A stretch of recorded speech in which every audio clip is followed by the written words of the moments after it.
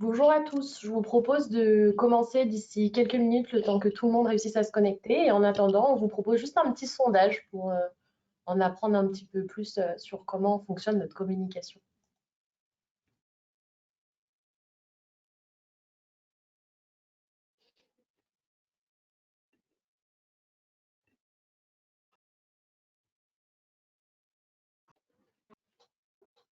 Oui, mais là, il me demande sur quel réseau social. Aucun. Donc, je ne réponds pas. En effet, vous Non, il y pouvez ne avait pas des, répondre. oui, il y avait des visages, mais il n'y avait pas de son. Les bouchons? Non. Et non, je suis à ma formation, là. Mais je ne sais pas pourquoi j'ai que ça et qu'il n'y a pas d'image. Peut-être parce qu'ils ont mis que ça. Les enfants qui les doigts derrière. Pas par le casque, tu vois. Pas ça? Oui, mais pas dans le casque. Sauf que voilà, on devrait. Moi, je suis en train de le casque. Et en fait, il nous a donné aucune de ces pistes. On va mettre quelque chose. Je suis sur rien, moi. Allez, Non, donc, te dire. aujourd'hui, j'ai pas trouvé que. Je sais pas. Où est-ce que tu coupes le son de lundi? J'ai coupé le micro, moi. Elle nous remercie, mais malgré tout, on ne dit pas tout. Je ne sais pas si je le quitte et je le remets, mais non. J'entends quelqu'un s'inquiéter, c'est normal, on n'a pas encore. Madame employée. Par contre, je verrai moi-même. Qu'est-ce que vous en pensez?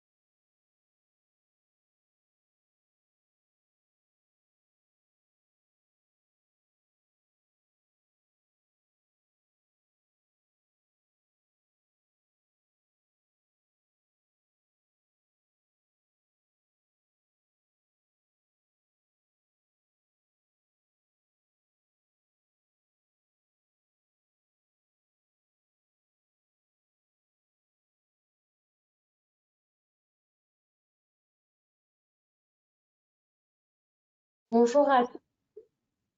Nous allons, je pense, commencer. Je pense qu'il y a pas mal de gens qui sont connectés. On leur a laissé 5 petites minutes pour se connecter. Merci d'avoir répondu au sondage. Ça nous permet un petit peu d'adapter notre communication et voir via quel canal on peut vous apporter les informations à chaque fois.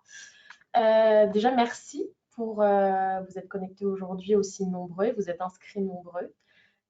Donc aujourd'hui, on va parler des infections, surface matérielle. Je vous invite à bien couper vos micros et caméras pendant les présentations. On va commencer par Monsieur Prigent du laboratoire UCART. Et puis, vous pouvez poser vos questions dans le petit encart à questions. Il va y avoir Marion Lecuru qui va faire le tri de ces questions et je les poserai moi, du coup, ensuite, en fonction du tri qu'on a fait aux différents intervenants. On va essayer de répondre au maximum de questions. On a malheureusement des contraintes de temps.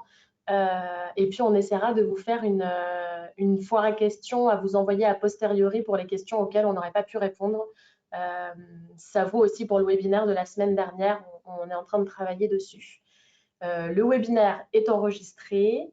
Il sera disponible à la rediffusion dès la semaine prochaine, comme celui du webinaire R, via la SF2H. Normalement, les adhérents à SF2H ont reçu le lien.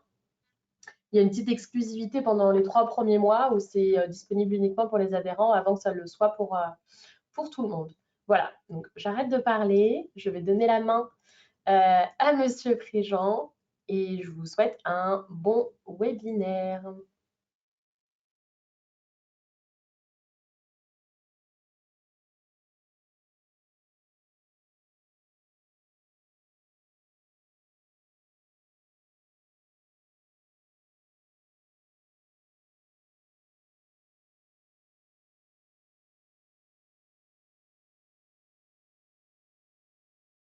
On vous entend pas.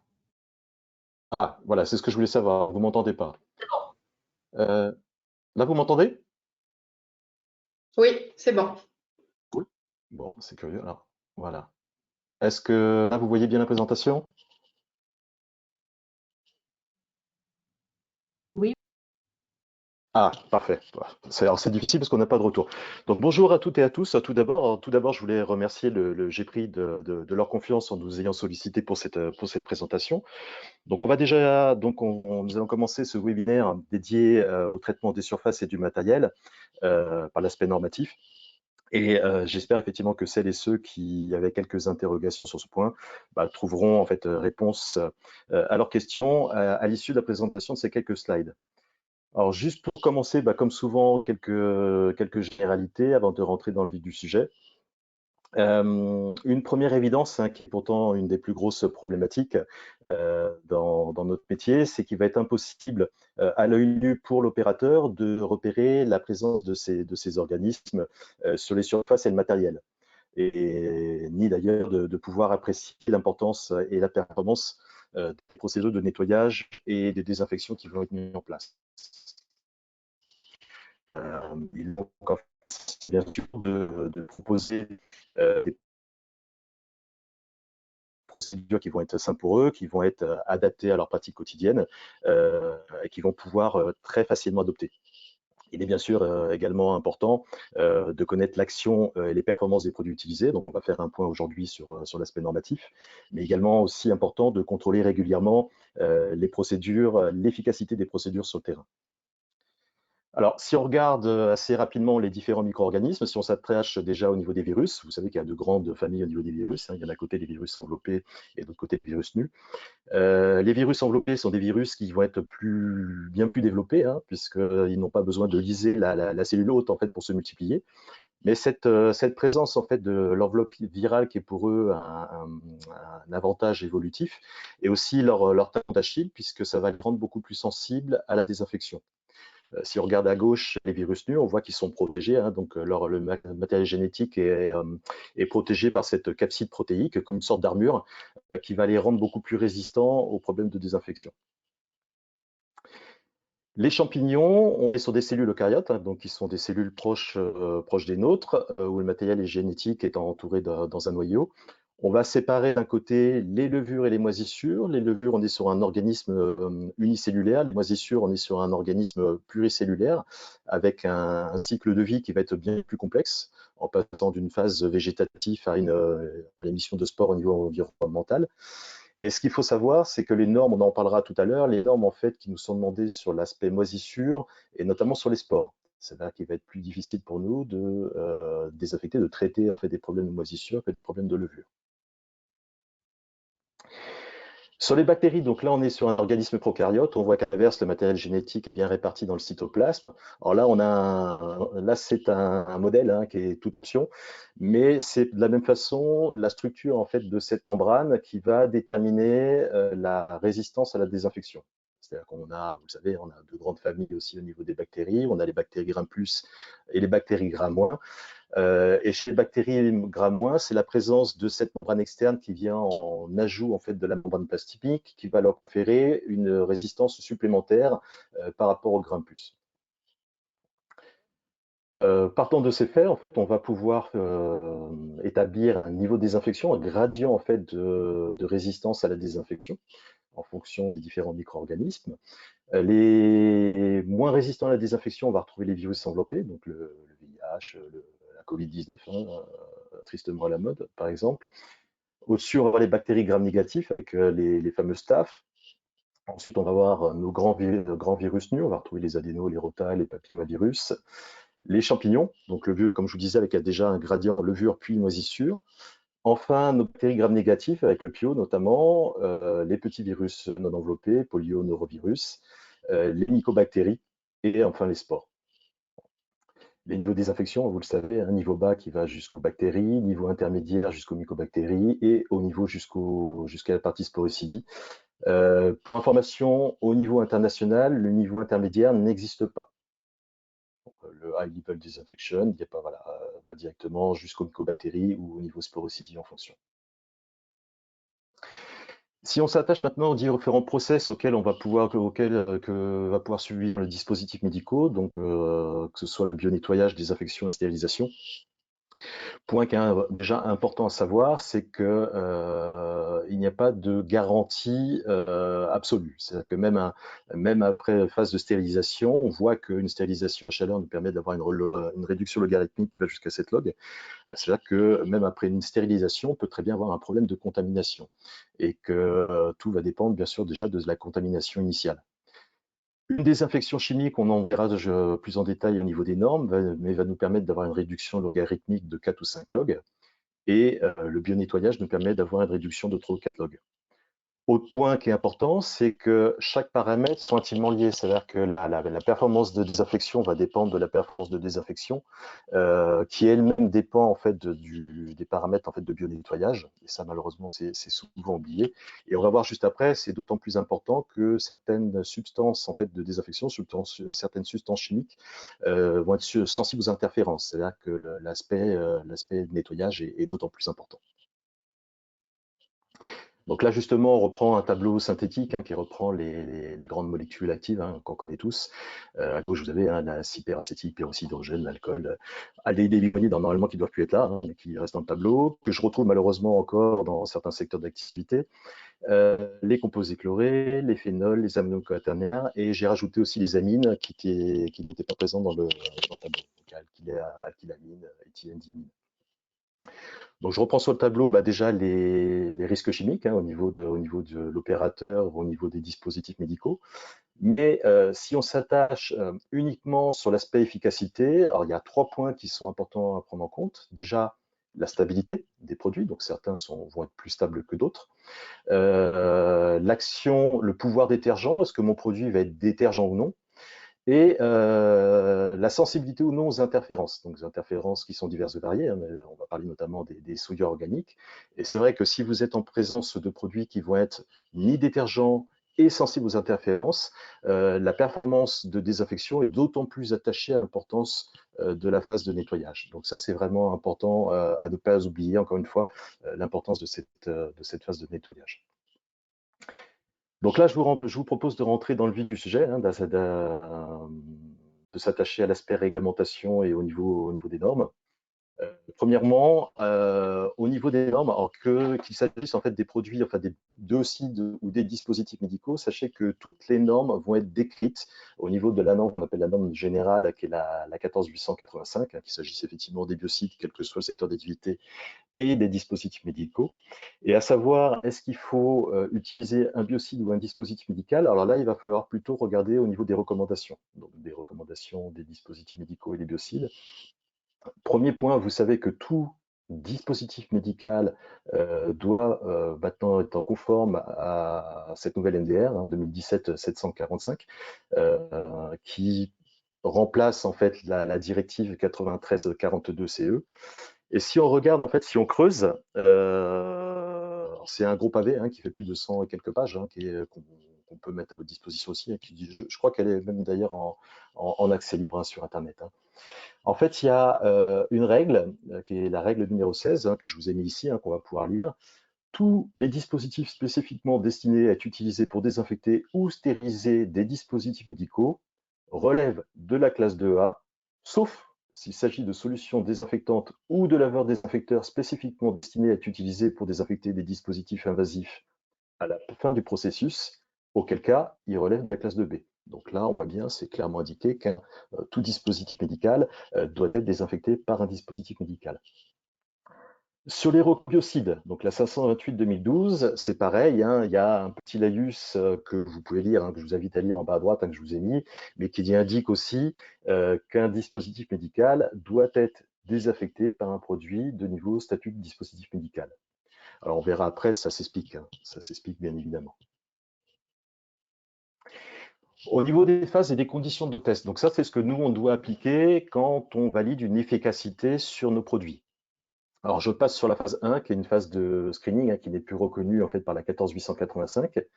La phase 3, qui est effectivement la condition optimale, qui ne peut pas être normative, hein, puisque ça correspond en fait à des validations sur le terrain. Donc ça, c'est généralement des choses qu'on va souvent retrouver dans le domaine pharmaceutique, où ils sont obligés de refaire toutes les validations. Donc nous, dans le domaine de la santé, on va surtout avoir les produits qui vont répondre, en fait, qui sont validés selon les phases 2, étape 1. On va voir juste après, je rentre un peu plus dans les détails, ou en phase 2, étape 2. Ce qu'il faut savoir, c'est que la phase 2, étape 1, ce sont des essais qui vont être réalisés en suspension. Et les phases 2, étape 2, on va un petit peu plus loin, on va être un peu plus proche des conditions d'utilisation, puisque notre micro-organisme doit être appliqué sur un porte-germe et doit être séché. Donc ça, c'est quelque chose qui est intéressant. Chose à savoir, c'est que quand on valide une efficacité, on va pouvoir la valider en conditions propres. Donc là, on va être à 0,3 g par litre de protéines, d'albumine bovine.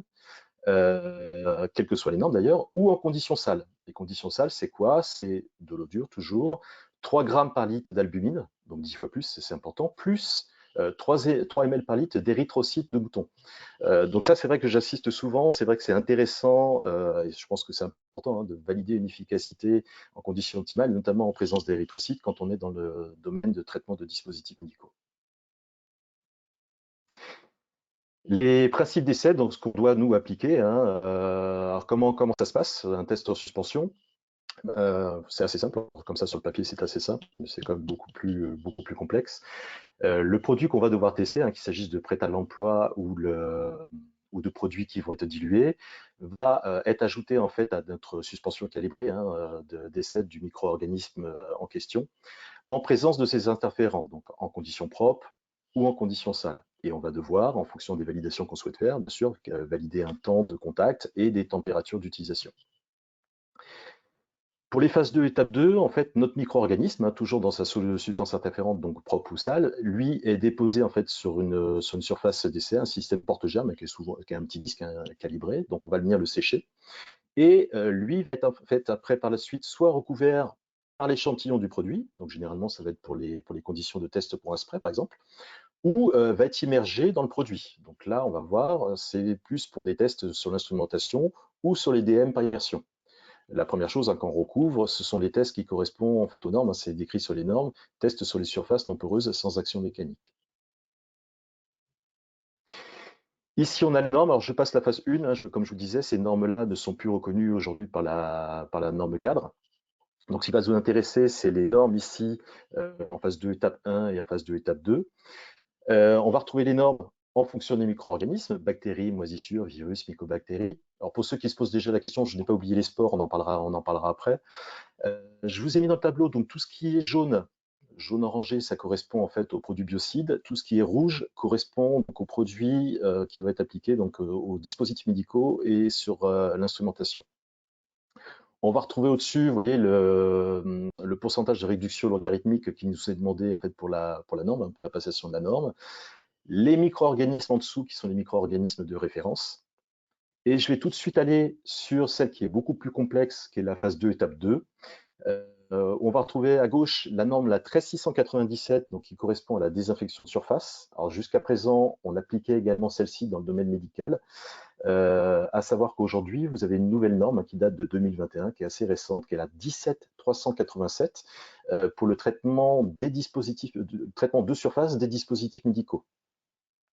Où on voit, on a notamment une efficacité qui est demandée de 5 logs et non pas de 4 logs, plus les conditions de test, qui sont aujourd'hui des conditions de test, comme je vous disais, ouvertes en présence d'érythrocytes.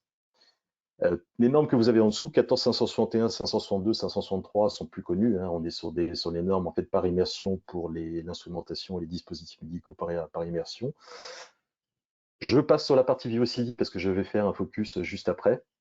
Et je vous ai mis en fait en vert en fait la norme avec action mécanique. C'est vrai que moi ce sont des normes qui me plaisent beaucoup. On est vraiment là sur des normes qui sont assez proches des conditions de test, qui sont notamment les normes pour les lingettes, où on prend en compte l'action du couple lingette-produit et notamment l'action mécanique. À savoir que c'est généralement des normes qui sont validées en conditions propres au niveau normatif, mais qu'on peut aussi nous souvent valider en conditions sales et sur différents pathogènes. Normalement, c'est bactéries et le virucidie par rapport à la C615.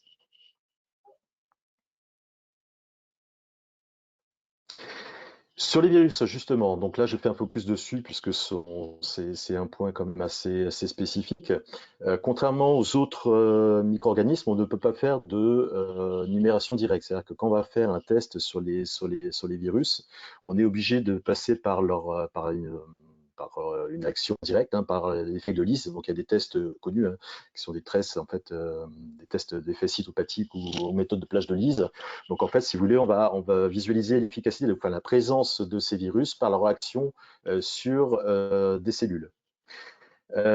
Ces tests malheureusement ne sont pas possibles pour tous les virus. Il y a des virus qui sont un peu plus problématiques. Donc même si ils posent de gros problèmes au niveau de la santé, ils ne vont pas être, si vous voulez, assez virulents pour liser en fait les cellules, et on ne va pas pouvoir faire justement ces tests classiques qui sont les tests notamment demandés par rapport à 14476.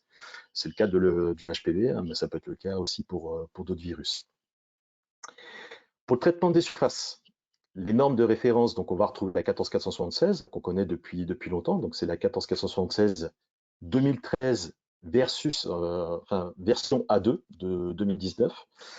Ce qu'il faut savoir, c'est que les conditions de test n'ont pas changé. Ce qui a été ouvert en 2019, et ça c'est important de le savoir, c'est la possibilité de valider selon un spectre limité. C'est-à-dire que si vous souhaitez valider une virucidie, c'est toujours sur tous les tests, les souches de référence, donc poliovirus, adénovirus, norovirus.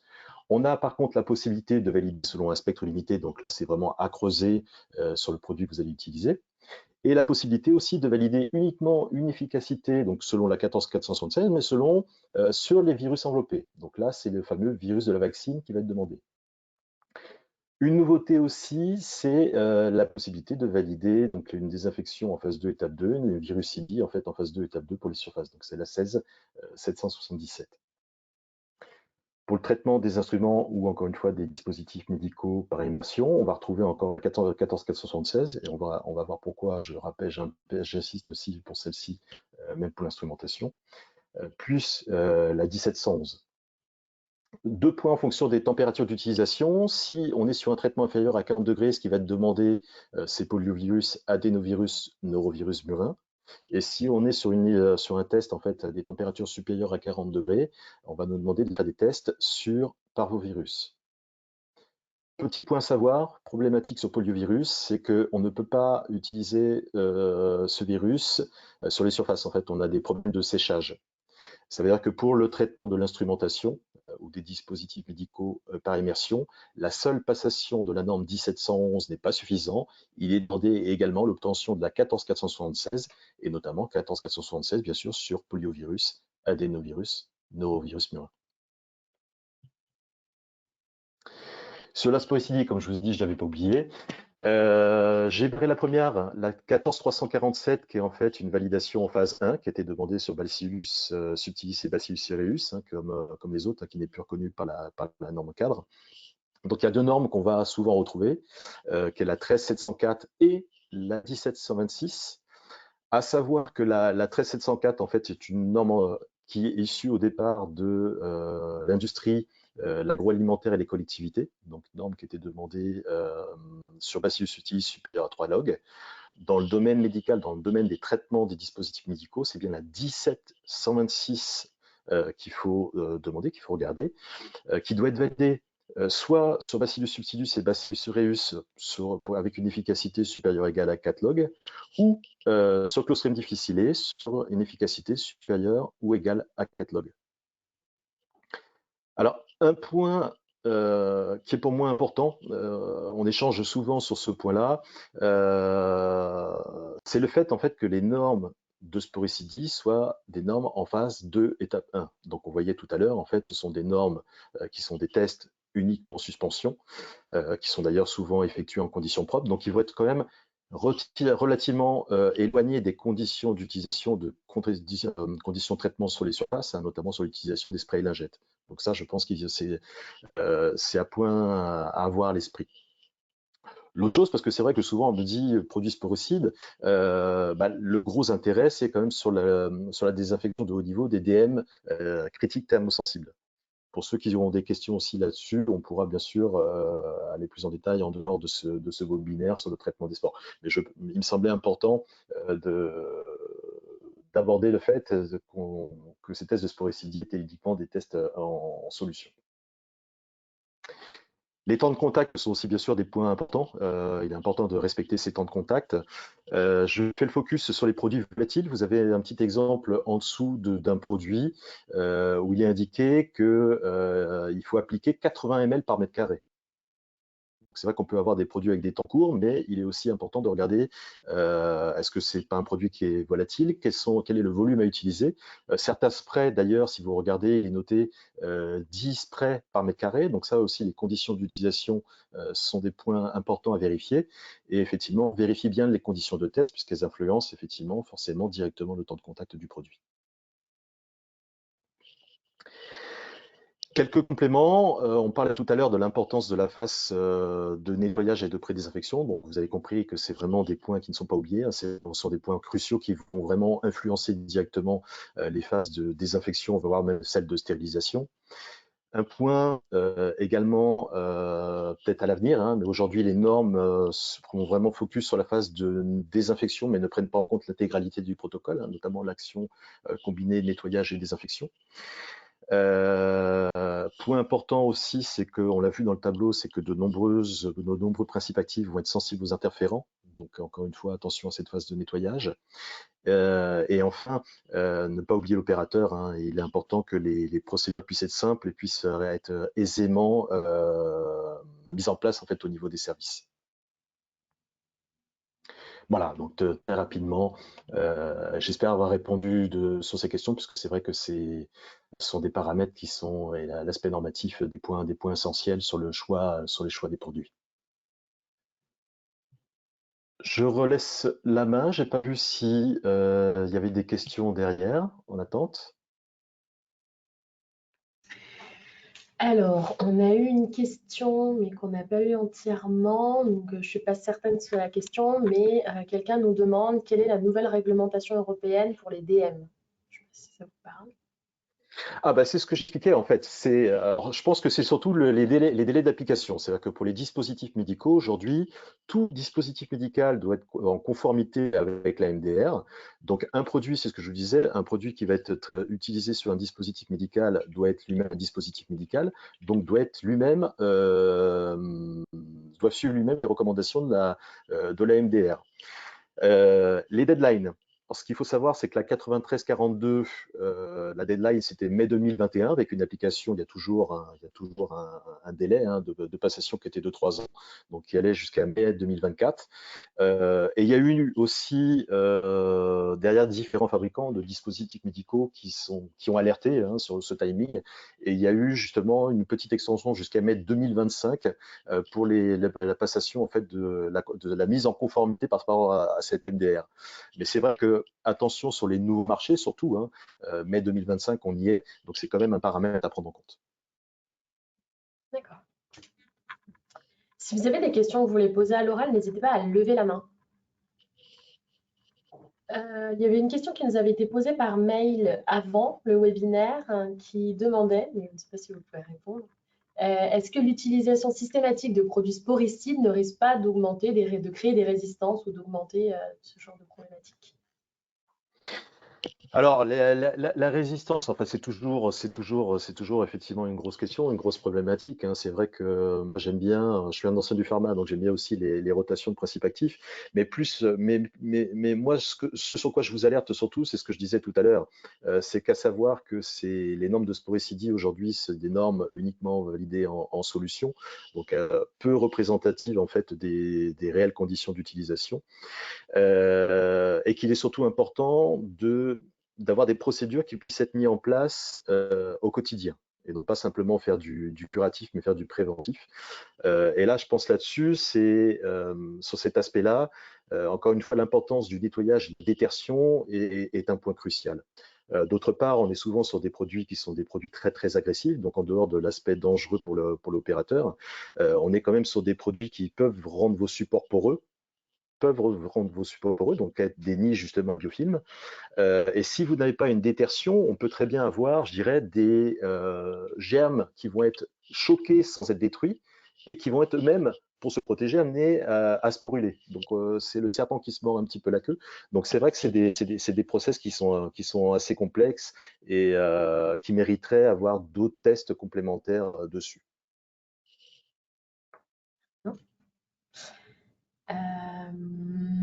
Je regarde, hein, je fais le tour des questions.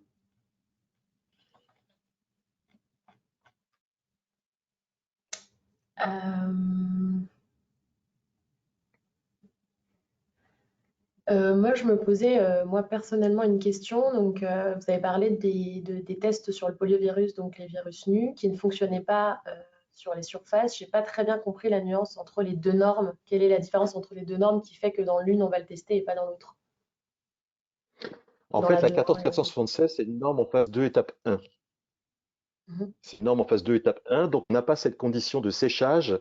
C'est simplement une question, une problématique en fait de test. On sait que si vous voulez, que sur les tests qu'on a fait, on ne peut pas sécher, on ne peut pas les appliquer sur le porte-germe, c'est impossible. Donc c'est pour ça que quand qu'on veut utiliser des produits virucides sur l'instrumentation ou un dispositif médical, il faut à la fois valider aujourd'hui la 17711 et valider en plus la 14476, cette fois-ci sur poliovirus adéno et norovirus. Parce que cette nouvelle norme avec séchage ne prévoit pas une souche de référence pour virus nus autre que le poliovirus. Alors, ces nouvelles normes n'incluent pas poliovirus, puisque, comme je vous disais, on ne peut pas la passer sur poliovirus. Par contre, il est bien indiqué qu'il faut valider celle-ci, donc la 17711 ou la 16777, mais en plus valider la 14476 qui peut être passée sur poliovirus.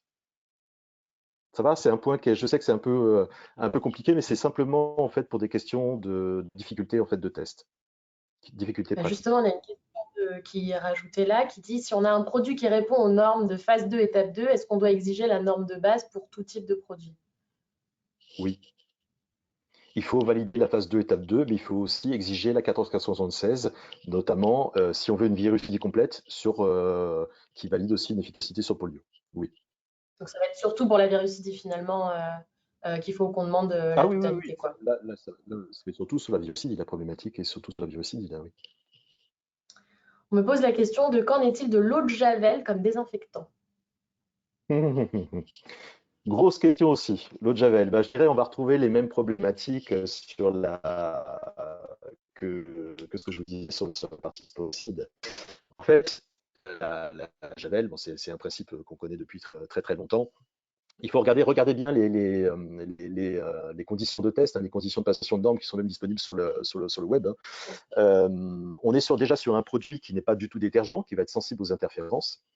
Et puis j'insiste aussi sur le risque chimique. Encore une fois, je dirais que le produit, quand on veut l'utiliser dans les conditions qui sont les conditions de passation des normes, on est sur un produit qui est réellement très dangereux à l'utilisation. Donc qui est peu adapté, qui est vraiment peu adapté. Vraiment, alors je sais, on va en parler par rapport à Clostridium difficile, hein, donc aujourd'hui c'est le test de référence, mais encore une fois, il faut vraiment, je pense, ça ou l'acide peracétique, vraiment le garder sur vraiment des cas extrêmes. C'est quelque chose qu'on peut pas mettre en place au quotidien. Très bien, je suis plutôt d'accord. Il y a le risque chimique, en fait, le risque pour le professionnel qu'il faut évaluer aussi. Mais après, les produits qui sont proposés sporicides sont les produits, le risque peut être également présent. Donc, je pense que c'est une balance à avoir. Et surtout, ne pas oublier l'étape de nettoyage préalable qui, avec tout dérivé chloré, ça vaut aussi pour les antiseptiques qui sont dérivés chlorés. Il faut absolument qu'il y ait une phase de nettoyage puisque c'est complètement désactivé avec les interférences de matière organique. C'est ça, tout à fait. Alors, une dernière question, puis on va passer à la suite parce qu'on n'a plus beaucoup de temps. On nous demande quelle est la différence dans le procédé de test et de réalisation entre les normes 13727 et 1276. Ah, alors la 12, alors non, je ne peux pas revenir en arrière. En fait, comme je vous disais, la 1276, en fait, on est sur des conditions. Alors, je vais reprendre mon petit tableau que j'ai là. Est-ce que je peux vous la montrer? Normalement, vous avez toujours la main. Présentez votre écran si vous voulez. C'est vrai. D'accord, non, mais sinon je peux vous montrer là. En fait, la 1276, c'est une norme qui est normalement une norme dérivée, je ne sais pas si vous voyez ici, qui est une norme dérivée pour le domaine de l'industrie. Donc c'est pour tout ce qui est collectivité. Si j'ai encore la main, je peux peut-être rapidement, mais je vais faire vite, je ne vais pas prendre. Hop, hop.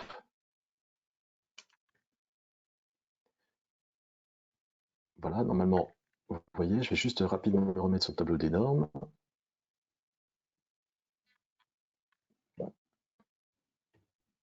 Voilà. Vous voyez ici? Oui, si vous pouvez le mettre en grand, je pense que ça sera mieux. En diaporama. Parfait. Toc, voilà. Normalement, vous l'avez ici. Alors, on m'a parlé de la 1276 et pas de la 1275. Donc, la 1276, en fait, c'est une norme qu'on va retrouver dans le domaine, encore une fois, agroalimentaire, dans le domaine des collectivités. C'est pas une norme qui va être une norme applicable. Voilà, je l'ai ici. C'est la différence entre la 1276 et la 13727. C'était ça la question, hein? Bon, la 1276, en fait, c'est une norme qui va être une norme qui correspond en fait aux produits biocides, tout simplement. Et la 13727, c'est la norme qu'on doit regarder pour une application sur les dispositifs médicaux. C'est pas plus compliqué que ça, hein. Ok. Et c'est pas les mêmes phases finalement. Ah non, la 1276, c'est quand même une phase 2, étape 1, mais c'est vraiment la différence. Okay. Oui, alors c'est les conditions de test qui peuvent être différentes. C'est-à-dire que ce que je vous ai montré tout à l'heure, généralement la 1276 forcément va être en conditions propres uniquement, et la 13727, on va avoir la possibilité de la tester en conditions propres ou en conditions sales. Mais quoi qu'il en soit, de toute façon, par rapport à MDR, traitement des dispositifs médicaux, 13727. Traitement des surfaces hors dispositif médical, 1276. Mais vous avez bien compris, je suis plutôt partant pour vous conseiller de regarder l'efficacité en phase 2, étape 2. Très bien. Bon, je pense qu'on a fait le tour des questions. Au pire, à la fin de toutes les présentations, on prendra un peu de temps, etc., pour redispatcher les questions qu'il pourrait y avoir. Donc, je vais donner la main au docteur Meunier. Merci beaucoup, David. Avec grand plaisir.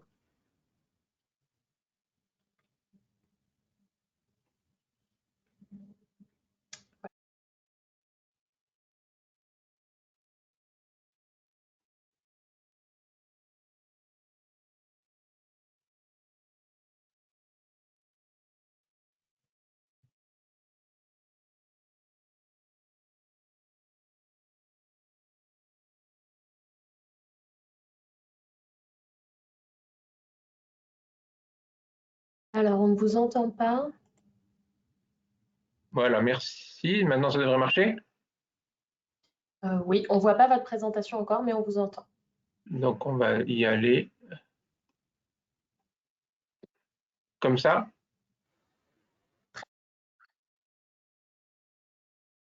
Vous voyez? Oui, c'est bon. Et vous m'entendez. Donc, je commence.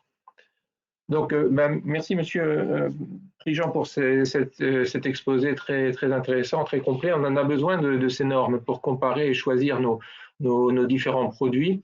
Et puis là, je vais parler d'un peu autre chose, c'est les alternatives à la chimie, enfin l'expérience qu'on en a à l'hôpital de Haguenau. Donc pour ce qui est du bio-nettoyage. Et l'alternative, ça va être la vapeur, par exemple. Une des alternatives, ça va être la vapeur. Et il y a quelques années, quand on nous a présenté un appareil vapeur, vous voyez que sur la diapositive, c'était un Polti VT 2300, on nous vantait les mérites du nettoyeur vapeur comme un bon désinfectant. Et j'ai voulu tester au laboratoire où je travaillais à l'époque et sur différentes surfaces, c'était le sol. On a fait des prélèvements avant, des prélèvements après, et on a fait des prélèvements pour comparer la vapeur, l'efficacité annoncée de la vapeur avec les détergents désinfectants qu'on utilisait à l'hôpital à ce moment-là. Donc, c'est une série de prélèvements par technique de Rodac. Les résultats sont comparables entre eux parce que c'est le même surface, c'est le même sol. On a simplement tiré au sort une zone d'1 mètre carré qu'on va nettoyer au détergent désinfectant selon les recommandations du fabricant ou en utilisant le nettoyeur vapeur selon la recommandation du fabricant aussi. Donc, vous avez les résultats sur 2 essais avec en UFC pour 25 cm² avec l'expression du résultat après en log entre parenthèses. Donc avant, on a 10 ou 20 UFC par 25 cm² autour d'un log. Et après l'utilisation du désinfectant, il nous reste encore quelques bactéries, 3 à 5 en moyenne, avec du coup ce qui correspond à une réduction de la charge bactérienne de 0,6, 0,61 ou 0,67 log dans nos 2 essais. Alors là, déjà, ça m'interpelle parce qu'on est très loin de ce qu'on vient de nous annoncer, des 5 logs de la bactéricide, puisque là on parle de bactéricide, c'est ça qu'on mesurait sur nos surfaces. On est très loin de nos 5 logs et ça nous étonne un petit peu de voir que sur le terrain, c'est peut-être une norme de phase 3, sur le terrain, on n'est pas si efficace qu'annoncé. Donc en parallèle, on a la vapeur dans les mêmes conditions expérimentales et on a une réduction de la charge bactérienne là qui frôle ou qui est supérieure à 1 log. Donc 90% de réduction de la charge bactérienne avec la vapeur. Donc on affine un petit peu nos résultats quand même quand ça c'est le tableau, mon tableau à moi de mes normes pour m'y retrouver parce que c'est vrai que c'est un peu compliqué avec tous ces chiffres et tous ces numéros. Donc encore une fois, cette 13727 qui aurait dû fonctionner ou la 16615 qui aurait dû nous permettre d'avoir un abattement de 5 logs d'après les résultats de laboratoire, on les a pas sur le terrain. On a affiné un peu notre histoire de la vapeur pour essayer de comprendre s'il y avait bien sûr, comme pour la chimie, la notion de temps de contact. Et effectivement, on s'est astreint à nettoyer des surfaces d'1 mètre, 2 mètres carrés, 4, 6 ou 8 mètres carrés dans un temps chronométré de 2 minutes. À chaque fois, soit c'était 1 mètre en 2 minutes, soit 8 mètres en 2 minutes. Et là, on a 20 prélèvements qui sont faits, pareil, la même technique des Rodac, avec des résultats avant-après.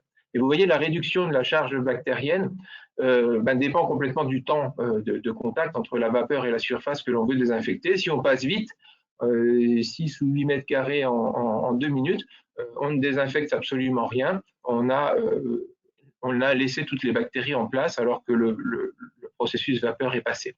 Dès qu'on touche aux 2 mètres carrés ou 4 mètres carrés en 2 minutes, là on tombe sur le même genre de résultat que ce qu'on obtenait avec notre détergent désinfectant, c'est-à-dire une réduction de la charge bactérienne de 0,6 log. Et quand on prend son temps, 2 minutes pour 1 mètre carré, je vous assure que c'est prendre son temps, là enfin on a 1 log de réduction de la charge bactérienne. Donc ces premiers résultats-là est intéressant, en tout cas nous étonnent pour la chimie et nous étonnent aussi d'ailleurs pour la vapeur, parce que pour la vapeur on a une norme qui est la 7210 je crois, et qui annonce aussi une efficacité de 5 logs pour un certain nombre de micro-organismes à tester. Donc à l'époque, je n'avais absolument, alors que la norme n'existait pas, on n'avait quand même pas ces résultats-là. Alors, plus récemment, on a voulu tester aussi reprendre cette notion de détergent désinfectant et voir ce qui se passait dans la vraie vie en milieu hospitalier. Donc, on a fait à la sortie du patient une série d'expériences. À la sortie des patients, en s'assurant que le patient était dans sa chambre depuis au moins une bonne semaine, qu'il utilisait, qu'il se déplaçait, qu'il utilisait tout le mobilier, on a fait 10 prélèvements par empreinte gélosée sur les surfaces les plus utiles Donc, c'est les points jaunes qu'on a mis sur cette image. Donc, la table adaptable, les accoudoirs de son fauteuil, la télécommande de son lit et la table de nuit. On a laissé faire le bio-nettoyage par les ASH du service en leur proposant à chaque fois une méthode différente ou un produit différent. Donc, on a testé, on leur laissait faire le nettoyage comme ils avaient l'habitude de le faire et on refaisait 10 nouveaux prélèvements après pour mesurer, pareil, la réduction de la charge bactérienne. Donc, voilà les résultats de ce qu'on obtient pour un certain nombre de produits. Je vais essayer de déplacer ça pour bien vous... Ah, pardon. J'ai fait ce qu'il ne fallait pas.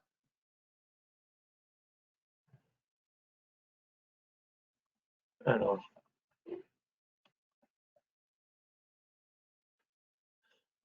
je ne vois pas toutes mes diapos, c'est pour ça que ça me gêne un peu, mais je vais peut-être essayer, décidément. Nous, on la voit. On ne va pas faire ça. Oui, mais moi, je ne la vois pas, donc j'ai un truc qui masque. Donc, ça me gêne un petit peu. Voilà, j'y reviens. Voilà, vous voyez? Oui. Donc, voilà les résultats de nos essais. Là, c'est 20 prélèvements parce qu'on a fait 2 chambres à chaque fois. Et on a nos résultats avant-après. Déjà, pour un détergent seul, on est à 143 UFC, donc presque 2 logs. Et après, on passe à 28 UFC, soit 1 log. Donc, on a une réduction avec l'utilisation d'un détergent seul pour le nettoyage des surfaces, toutes les surfaces utiles, et on a prélevé ces surfaces utiles, d'un log avec le détergent tout seul. Quand on teste le Surfanios, on est à 1 log 0,2. Quand on teste un autre produit, le Tristel, on est à 0,95, mais bon, ça dépend aussi des expériences. En tout cas, on est toujours autour d'un log. Avec un produit détergent désinfectant, on passe à 1,21 et je ne vois pas pour les détergents lingettes. Je pense qu'on est en dessous du log. Encore une fois, il y a un truc qui masque sur mon écran et je peux plus relire ma diapo. Mais peu importe. Du coup, on voit qu'avec les détergents désinfectants, on est autour du log. C'est un peu ce qu'on avait dans notre première expérience quand on a voulu tester la vapeur. Tout à l'heure, on a parlé de l'eau de Javel et c'est un produit qu'on utilise encore à l'hôpital et encore beaucoup chez nous. On l'utilisait bien sûr pour le Clostridium avant que des produits commercialisés ne revendiquent des normes de sporicidie et une activité sur le Clostridium difficile. Donc vous voyez que dans la même expérience avec l'eau de Javel à 0,12, 0,12 pour nous c'est une pastille parce qu'on utilise volontiers les pastilles, une pastille par litre d'eau. Là, c'est sans effet mécanique, directement l'eau de Javel, sans nettoyage préalable, directement l'eau de Javel, proposée à l'ASH pour nettoyer les surfaces. Et vous voyez qu'on a une réduction proche d'un log avec la concentration qu'on utilise habituellement pour les surfaces contaminées par les BMR ou BHRE, ces concentrations-là qu'on préconise. Et dès qu'on utilise le 0,5% de chlore actif dans notre Javel, pour être sporicide, d'après la littérature, on a une différence d'un log supplémentaire, on s'ajoute un log supplémentaire pour la désinfection des surfaces. Encore une fois, là, c'est sans détertion préalable, c'est directement la solution de Javel à cette concentration-là, plus l'effet mécanique de la chiffonnette. On a voulu aller aussi tester la DSVA. C'était l'occasion avec notre modèle expérimental dans les mêmes conditions, des prélèvements, 2 chambres avec du coup 10 prélèvements à chaque fois sur les surfaces utiles. On a une charge bactérienne avec donc notre DSVA, c'est du peroxyde d'hydrogène et de l'acide peracétique en mélange qui est misé sur l'ensemble de la pièce. Il faut se tenir, c'est pas moi en photo, hein, et on met quand même un masque à gaz, mais on n'a pas tout le reste de la tenue.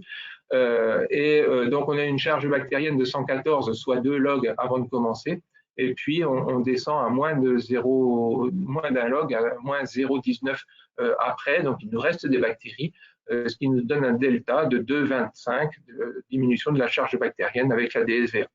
Et là aussi, on peut s'étonner parce qu'il y a des normes pour valider les couples appareils-produits pour la DSVA, la 17, je ne sais pas combien, parce qu'encore une fois, c'est masqué, et qui attendent et qui nous demandent, qui garantissent une réduction de la charge bactérienne d'au moins 5 logs pour certains micro-organismes cibles. Alors, c'est sûr que les 5 logs, on ne les a pas initialement, donc on n'arrivera pas à montrer qu'il y a une diminution, mais je vous assure qu'il reste des bactéries après la DSVA, puisque on a une moyenne de 0,65 UFC par 25 cm², et que ce n'est pas des bactéries c'est une flore variée, même s'il n'y a pas beaucoup d'espèces, ce n'est pas une flore uniforme. Donc, avec la DSVA, on est à 2,25 de diminution de la charge bactérienne. Dans les alternatives, vous savez peut-être qu'on teste depuis quelques mois les UV. Donc, c'était pour désinfecter les surfaces. Donc, c'était l'occasion de tester notre modèle avec les UV ou tester les UV sur notre modèle. Alors, vous avez ici une machine, c'est la machine Vesismine UV qui est commercialisée par le laboratoire du Solvirex actuellement. C'est cette machine-là sur la photo. On expose toutes les surfaces de la chambre en déplaçant la machine à 2 ou 3 endroits en fonction de la surface de la chambre. On expose les surfaces du coup à l'irradiation UV pendant 3 minutes à chaque fois. Et pareil, on a fait des prélèvements, vous voyez les 3 points de positionnement de la lampe, et on a fait des prélèvements avant-après. Donc, en faisant des temps de 3 minutes, 6 minutes ou 12 minutes, on arrive à une réduction de la charge bactérienne de 2 logs, en faisant notre essai, en comparant nos résultats avant-après exposition aux UV. Là, je précise qu'il y avait, avant l'exposition aux UV, une détertion à la lingette simple, soit avec le détergent. Pareil aussi pour la DSVA, il y avait une détertion préalable avant de faire la DSVA. Et pour les UV, on a une détertion préalable avec un détergent seul. Et après, on applique l'irradiation UV. Donc, on voit, d'après les résultats initiaux, finalement, que les UV nous rajoutent un log de désinfection, d'efficacité désinfectante. On a travaillé du coup sur les UV dans la salle de bain des patients, puisque c'est quand même un endroit sensible où, avec l'humidité et puis les flores hydriques, on risque de trouver un certain nombre de micro-organismes potentiellement pathogènes. Donc à la sortie du patient, pareil, après avoir vérifié qu'il avait utilisé sa salle de bain, on fait des prélèvements par empreinte gélosée sur des surfaces utiles. La vasque autour du lavabo, le siège, les toilettes, le siège des toilettes, la tablette, la chasse d'eau. On a de la chance, les chasses d'eau sont planes et suffisamment grandes pour qu'on puisse faire un prélèvement par Rodac. Et on a proposé deux cycles, deux possibilités, soit de nettoyer avec les microfibres et l'eau, puis désinfecter par les UV, soit de nettoyer avec la vapeur, puis une exposition aux UV pendant 3 minutes, et on fait de nouveau 10 prélèvements pour mesurer la charge bactérienne résiduelle.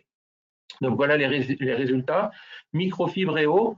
Donc on a déjà la première étape en bleu violet au-dessus.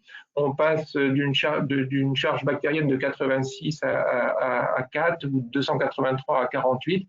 Donc une réduction de soit de 1,27 ou de 0,77 dans nos 2 essais. Et puis quand on rajoute donc juste la microfibre et l'eau, donc c'est intéressant parce que là il n'y a pas de chimie. Et donc autour d'un log, ou en moyenne on est à 1 log. Et puis quand on rajoute les UV après la désinfection et qu'on fait une nouvelle, le nettoyage pardon, et qu'on fait une nouvelle série de prélèvements, on voit qu'on rajoute 1 log de désinfection, une fois 0,58 quand il y avait déjà plus grand chose, ou une fois 1,48 quand il restait des bactéries. Donc là aussi, les UV nous rajoutent 1 log de désinfection, alors que la microfibre et l'eau, donc pas de chimie, permettait déjà de réduire la charge bactérienne présente d'1 log. Ensuite, avec le nettoyeur vapeur, toujours dans ces salles de bain, dans les mêmes conditions expérimentales, là, le fabricant nous a proposé 2 méthodes, soit faire sans toucher, donc juste à distance, en pulvérisant la vapeur à 5-10 cm de distance de la surface à désinfecter ou nettoyer, désinfecter, ou alors en utilisant une microfibre sous forme de bonnette qui reçoit la vapeur et qui essuie en même temps l'eau condensée, et donc du coup qui ajoute un effet mécanique. Donc on voit que sans toucher, la réduction de la charge bactérienne est vraiment nulle. On est à 0,26 log de réduction de la charge bactérienne, alors qu'en touchant et avec cet effet essuyage, on a 1 log de réduction de la charge bactérienne en moyenne sur nos 10 prélèvements. Et quand on rajoute les UV, on rajoute en général 1 log supplémentaire de désinfection. Voilà ce qu'on a montré dans nos essais. Une petite parenthèse à propos de la vapeur, puisque c'est ça, on travaille, je vous parle des alternatives. On a publié l'année dernière un travail qui nous paraissait intéressant, les relecteurs aussi manifestement. On a travaillé au bloc opératoire en présence des ASH après la fin du programme. On a voulu voir si en utilisant ce que utilisent je reviens en arrière, ce que utilisent les experts judiciaire sur les scènes de crime, le luminol, on a voulu voir si le bloc opératoire pouvait ressembler à une scène de crime. Bon, c'est peut-être pas très drôle, mais on a fait cet essai-là. Après la fin du bio-nettoyage, en fin de programme, on a pulvériser notre luminol sur les surfaces, après que, encore une fois, toutes les surfaces aient été nettoyées par la procédure habituelle, c'était le surfagnos, et on était très surpris, c'est visuellement propre, je vous assure, ça brille, et on est très surpris de voir que le luminol a révélé la présence d'hémoglobine un peu partout. Et on voit les traces du bandeau qui sont... donc le sang est étalé et on voit les traces du passage du bandeau. Quand on cherche dans des niches un peu plus difficiles à nettoyer ou pour lesquelles je dis souvent il faudrait une brosse à dents ou un coton-tige, eh ben on voit que c'est effectivement mal nettoyé par la chiffonnette et la procédure habituelle. Le pied de la table du bloc, les pédales du sac de poubelle, les pédales du bistouri électrique sont couvertes de résidus de sang. Et le procédé détergent désinfectant appliqué par sa chiffonnette ne peut pas et n'arrive pas à nettoyer de façon suffisante ces surfaces-là. Et on a du coup testé la vapeur, donc avant-après, et vous voyez, c'est le Saniva qui a été utilisé, vous voyez la limite, j'ai matérialisé par un trait blanc sur la photo du bas, entre le passage de la vapeur qui a effectivement éliminé toutes les traces résiduelles de sang et d'hémoglobine finalement, et on a le avant-après sur l'image du bas avec la limite du passage de la vapeur. Voilà ce que je voulais vous montrer. Alors ici, un petit récapitulatif d'un certain nombre d'essais où la première barre, donc pour les sols, ou in situ c'est dans les chambres, la salle de bain des patients. La première barre bleu foncé, c'est le log, la réduction logarithmique de la charge bactérienne. La deuxième, c'est le 2 log. Et puis les résultats un peu intermédiaires pour les différentes techniques qu'on a utilisées. Donc un log pour tout ce qui est chimie, et puis le premier appareil vapeur qu'on a pu utiliser. Avec Sanivap et un autre appareil, le Vapodil, on est à 1 log 3. Et puis, mais associé à non, sans détertion, pardon. Par contre, l'eau de Javel toute seule à 0,5% de chloractif, on est autour du 2 log. La détertion plus les UV, on est à 2 log. Et la détertion plus la DSVA, on est à 2 log 25. C'est vrai que dans notre expérience ou dans notre ressenti personnel ou d'hygiéniste, la DSVA, c'est le gold standard, c'est avec ça qu'on tue tout. C'est même d'ailleurs pour ça qu'on se sauve en courant quand on met la machine en marche et qu'on met du scotch sur les portes. Voilà, donc ça reste le gold standard dans notre imaginaire collectif et on est à 2,25 dans la réalité de nos essais, c'est-à-dire dans la chambre des patients. Alors, avec ces résultats-là, nous, on a envie de proposer ça, plutôt qu'une technique manuelle avec un produit détergent désinfectant, ammonium quaternaire ou autre chose, qui est une technique manuelle. On sait par expérience, parce qu'on a fait des essais récemment, que 50% des surfaces utiles sont effectivement touchées par le produit. On voit aussi les professionnels faire, ils ne font que mouiller, pensant que le détergent désinfectant agit parce qu'il a été déposé. Donc, il n'y a qu'un mouillage, généralement pas de frottement quand on regarde faire. C'est de la chimie, ça divise par 10 la charge bactérienne, c'est ça notre log. Et puis le spectre antimicrobien peut être limité, il faut trouver des produits adaptés aux micro-organismes qu'on veut éliminer. Alors que si on passait à la microfibre et eau, donc là on est sans chimie, ou à la vapeur, qui est un excellent nettoyant puisqu'il va partout, y compris sous le pied de la table d'opération et dans les endroits les plus difficiles, la vapeur excellent nettoyant nous abat d'un log la charge bactérienne. Bon, c'est pas énorme, mais c'est aussi bien que la chimie. Et si on ajoute les UVC en 3 ou 4 applications de 3 ou 5 minutes chacune, on se retrouve dans une situation de bio-nettoyage manuel et automatique qui touche 100% des surfaces utiles, parce qu'il suffit de déplacer la lampe pour qu'il n'y ait pas de zone d'ombre. On est dans une situation avec zéro chimie qui divise par 100 la charge microbienne, donc on améliore d'un facteur 10 l'efficacité du bio-nettoyage. Avec un spectre antibactérien large, je ne vous en ai pas parlé, mais on a fait des essais d'efficacité sur des spores. Alors, c'est des spores de Géobacillus, mais on arrive sur des distances relativement longues, jusqu'à 1 mètre, à abattre de 3 logs la charge en spore bactérienne. Donc voilà ce qu'on aimerait essayer de proposer, c'est ce qu'on essaie d'implanter à l'hôpital d'Agno. Alors c'est pas simple, hein, il y a des freins, la vapeur est introduite et va se généraliser. Les UV, il faut pouvoir investir dans le matériel. Actuellement, on a testé 2 machines, le Vésismine et l'UVDI distribuées par Biomed. Donc, Vésismine, je vous en ai parlé, c'est les premiers essais. Et actuellement, il y a une 2e étude qui est en cours dans des services de réanimation et on aura les résultats prochainement, probablement à Lille. Voilà ce que je voulais partager avec vous, notre expérience à Agno, pour essayer de trouver des alternatives à la chimie.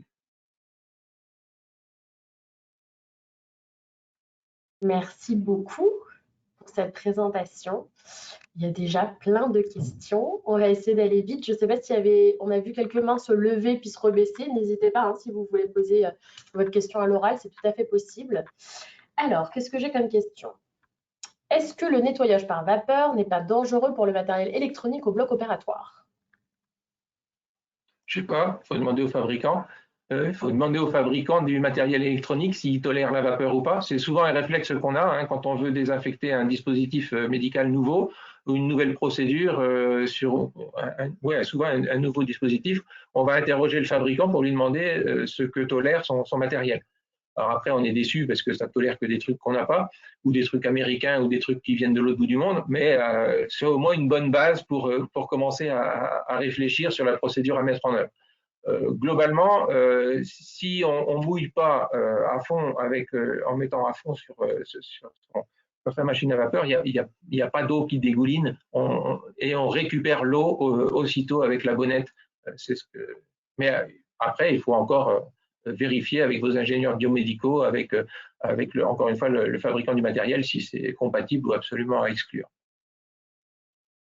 Tout à fait. Alors, est-ce que la différence d'efficacité de la chimie ou de la vapeur par rapport aux données des laboratoires pour les biocides, je suppose, n'est pas plutôt liée aux pratiques professionnelles? En fait, est-ce que vous avez vraiment évalué le côté application de la procédure de la bonne façon pour enlever ce biais-là dans le manque de réduction de log? Alors, on n'a pas fait. On a fait exprès de laisser les professionnels faire comme ils ont l'habitude de faire. Là, l'étude qu'on est en train de faire aussi avec le 2e appareil UV, pareil, on laisse faire le professionnel parce que c'est ça la vraie vie. Alors, c'est vrai qu'il y a des publications qui ont montré que la désinfection, le bio-nettoyage était très insuffisant en général dans les hôpitaux et qui ont reformé les professionnels sur la base des résultats insuffisants et ils ont réussi à montrer qu'il y avait une amélioration simplement par la formation. Amélioration de la qualité du bio-nettoyage en général par la formation, avec une meilleure efficacité désinfectante grâce à la formation. Mais voilà, c'est bien, tant mieux. Il faut former mieux. Mais c'est vrai que si on ne va pas voir travailler, quand on va voir travailler, on est très très surpris de voir que le bio-nettoyage est fait. Alors, je jette la pierre à personne, hein, c'est pas rigolo de nettoyer, surtout à une époque où on nous demandait de le faire en 3 temps parce qu'il fallait avoir une activité sporicide. C'est pas simple. On réalise que 50% des surfaces ne sont pas touchées, qu'un certain nombre de surfaces touchées par le produit ne sont pas nettoyées complètement. On peut s'amuser avec des spots de fluorescence pour vérifier qu'à la fin, il y a encore ces spots de fluorescence. Donc ça, c'est un problème. Mais il n'y a pas que ça. Il y a d'autres éléments qui font que la chimie n'est pas forcément aussi efficace qu'on l'espère. Certainement un chimiofilm implanté, biofilm, chimiofilm. Des bactéries qui sont très dispersées, alors qu'au laboratoire, quand on fait les tests en suspension ou même sur porte-germes, il y a des paquets de millions de bactéries, donc il est facile d'en tuer des millions par million. Là, c'est dispersé, donc on ne les atteint pas de la même façon. Et surtout aussi dans l'application du produit, je l'ai dit tout à l'heure, très souvent, et je l'ai vu très souvent, les professionnels ne font que mouiller en espérant que le produit déposé continue à tuer. Et manifestement, ça ne suffit pas. Il faut quand même frotter, il faut enlever la matière organique et il faut laisser le produit agir sur une zone qui n'a pas de matière organique. Donc, ça veut dire aussi qu'il y a cet effet biofilm qui interfère probablement. On peut faire le parallèle avec l'hygiène des mains, hein, où les gens ne comprennent pas que la friction est tout aussi importante que le produit en lui-même. Je pense que clairement là-dessus, ou l'antisepsie cutanée, où ils ne comprennent pas qu'il y a le temps d'action et le passage mécanique. Merci. Je crois qu'on avait une question à l'oral. Oui, oui, pardon, Stuti. On a une question à l'oral. Je vais ouvrir le micro pour Camélia Elachani, si vous voulez la poser. Alors, il faut que vous ouvriez votre micro aussi, de votre côté. Parfait.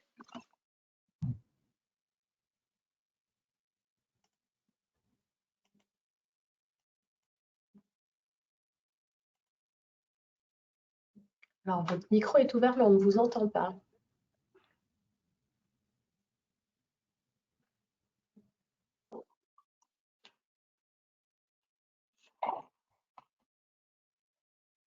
Je crois Camilla que le micro n'est pas fonctionnel. On va peut-être passer à la personne d'après. Elle nous a écrit dans le chat. Alors, il y avait Minella Prial, qui voulait poser une question.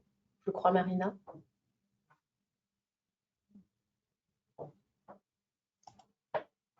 Si vous pouvez essayer d'ouvrir votre micro.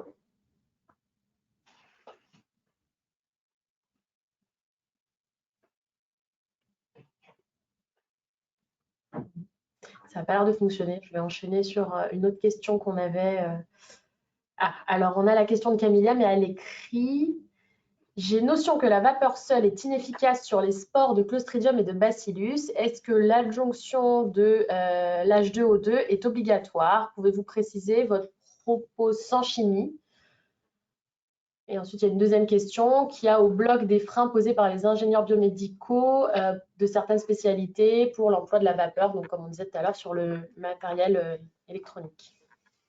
Donc pour la sporicidie, j'ai des doutes. Maintenant, de la vapeur seule, c'est sûr. C'est sûr que le fabricant propose d'ajouter du peroxyde d'hydrogène, mais je n'ai pas l'expérience. Je n'ai pas l'expérience de résultats ou d'amélioration de l'efficacité de la désinfection avec l'adjonction de ce produit. Mais c'est préconisé par le fabricant.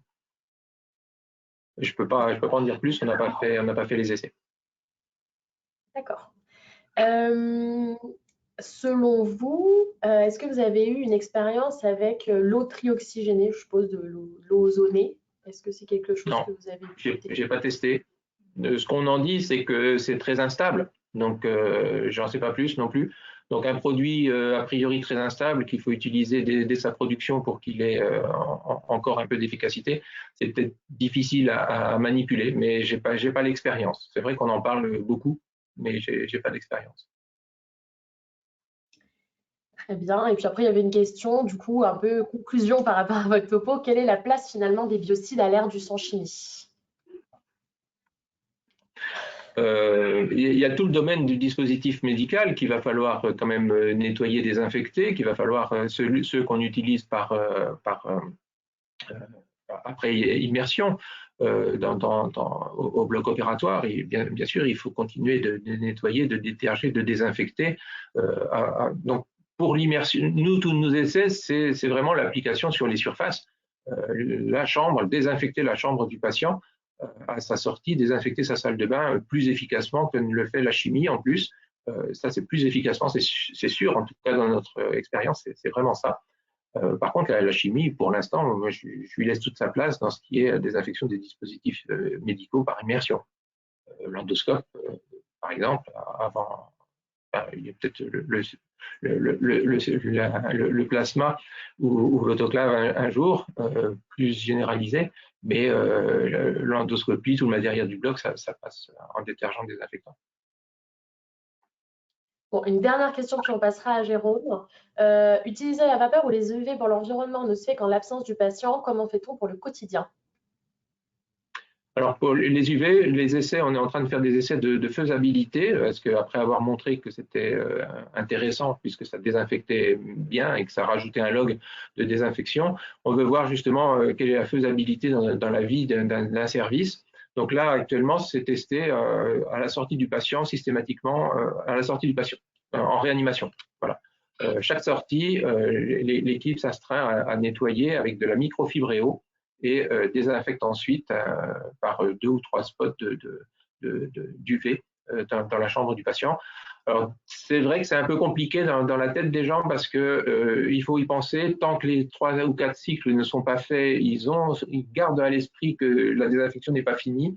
Et des fois, en réanimation, les chambres sont très demandées.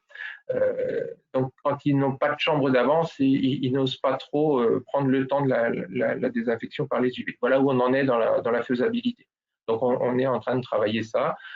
En réanimation, où c'est une situation un peu compliquée, parce qu'effectivement, ça peut aller vite ou ça doit aller vite dans quelques cas, mais on va refaire de la faisabilité dans un service de soins cliniques d'hospitalisation classique, pour voir si à la sortie du patient, c'est réaliste.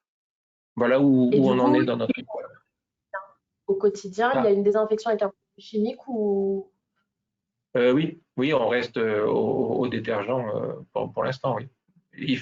C'est pas facile pour les surfaces de passer le pas de microfibre et eau, mais systématiquement, même pour les surfaces hautes. Je sais pas qui l'a fait. Nous, on le fait pas encore en routine, mais pourtant, j'ai tous les éléments pour dire que ça désinfecte, puisque c'est ça qu'on mesure. Ça nettoie aussi bien et ça désinfecte aussi bien que la chimie dans notre expérience, avec plusieurs produits, dont des lingettes préimprégnées. Oui, merci beaucoup. On va refaire, je pense qu'il y aura encore d'autres questions à la fin. On va faire la présentation de Jérôme, ça nous permettra de voir le temps qu'il nous reste pour les questions. Alors, Jérôme, hop, je te donne la main.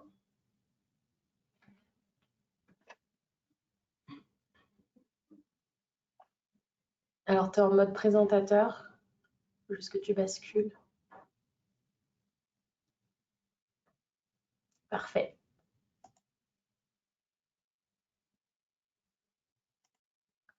Par contre, ton micro est coupé.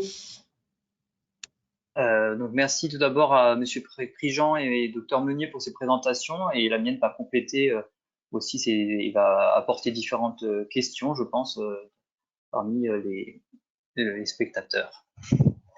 Donc aujourd'hui, je vais vous présenter donc un retour d'expérience sur une épidémie qu'on a eue de Staphylococcus capitis, NRCSA, dans une réanimation néonatale. Donc, avant toute chose, qu'est-ce que le Staphylococcus capitis? Donc, on ne connaît pas tous cette bactérie. Donc, cette bactérie, c'est un staphylocoque à coagulase négative. Et donc dans les réanimations néonatales, donc ces réanimations néonatales, c'est des services à haut risque infectieux où ces patients, ils sont relativement fragiles.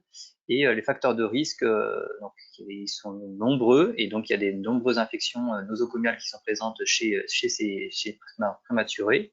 Donc, ces différents facteurs de risque sont donc le petit pot de naissance, le nombreux dispositifs invasifs, notamment les cathéters centraux, et qui vont entraîner différents types d'infections. Donc dans la littérature, ce qui est énoncé, c'est que 2% d'infections récentes, donc moins de 48 heures, et c'est plutôt des infections tardives qui sont identifiées chez ces prématurés, 20 à 30%. Chez les infections tardives, donc la première espèce bactérienne que j'ai énoncée au début, qui est retrouvée, ou catégorie de bactéries, on va dire, c'est les staphylocoques à coagulase négative qui sont responsables de la première cause de sepsis tardif en néonatologie.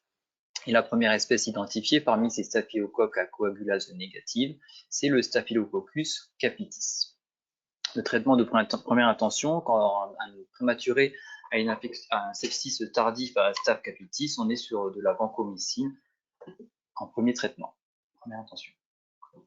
Donc ensuite, il a été identifié par l'équipe lyonnaise de Frédéric Laurent un clone particulier de ce Staphylococcus capitis présent dans les néonatologies. Donc c'est le clone NRCSA. Et donc ce clone, il a été identifié à la fois donc, dans toutes les néonatologies de France, mais aussi, on peut voir sur la carte à droite, dans plein d'autres néonatologies dans le monde, à la fois aux États-Unis, au Brésil ou en Australie. Quelle est la particularité de ce clone? Pourquoi il est présent exactement en néonat, et quelle est sa conséquence auprès d'un prématuré lorsqu'il est identifié soit par une commutation ou une infection?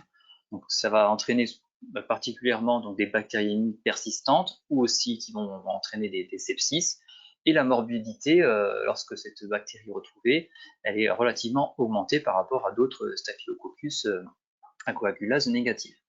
Les caractéristiques de ce clone, donc d'une part, donc il a une résistance à la méticilline et il reste sensible par contre au fluoroquinolone.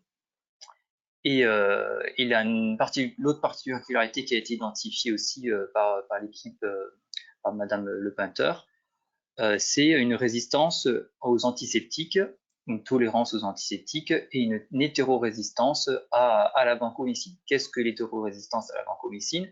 C'est pas une résistance en fait stricte du Staphylococcus capitis clone MRCSA, c'est en fait on va par la pression de sélection de l'utilisation de la vancomycine dans une néonatologie, ce clone va pouvoir être résistant à un moment donné et initialement il n'était pas résistant à la vancomycine. Par contre, par chance, donc il y a des résistances par croisée à la doptomycine via cette hétérorésistance, mais il reste encore un antibiotique qui peut être utilisé lorsqu'il y a une infection à Staph capitis clone CSA, c'est le linezolide. Donc maintenant, on en vient au retour d'expérience. Donc je vous ai présenté un peu ce Staphylococcus capitis, quel était-il dans les néonates. On en revient au CHU de Nîmes, ce retour d'expérience. Donc en 2012, donc ça date déjà un peu, on a eu donc quelques patients infectés donc, par ce Staph capitis en réanimation néonatale, donc il y a un total de 30 lits. Donc nos différentes souches ont été envoyées ensuite à l'équipe de Frédéric Laurent et Marine Butin a notamment identifié ce clone présent au CHU de Nîmes comme dans d'autres réanimations en France. Et ensuite, on est suivi de 2012 jusqu'en 2017, plusieurs pics épidémiques avec plusieurs infections à Staph capitis et notamment des décès de nouveau-nés. Et donc, on a mis en place différentes mesures barrières pour essayer de limiter ou de maîtriser en tout cas ces épidémies et de les stopper. Et ainsi, on a voulu évaluer l'impact de ces différentes mesures mises en place pendant tout ce temps, entre 2013 et 2017, savoir quel pourrait être le programme de lutte qui pourrait être le plus efficace, en tout cas, pour limiter les infections à Staphylococcus capitis en réanimation néonatale. Donc, qu'est-ce qu'on a fait aussi? On a mis en place différentes mesures et en parallèle, on a fait un recueil rétrospectif après les 5 ans sur tous les prélèvements positifs à ce capitif, à la fois les colonisations et les infections. Les infections ont été informées, bien sûr. Et on a aussi récolté donc, le nombre de jours d'hospitalisation.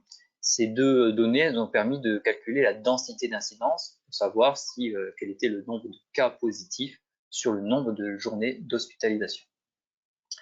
Les souches ont été ensuite aussi analysées, notamment les phénotypes de résistance par des antibiogrammes pour identifier s'il y avait un caractère de résistance particulier chez l'inésolide, vancomycine ou lactylhypoplanine.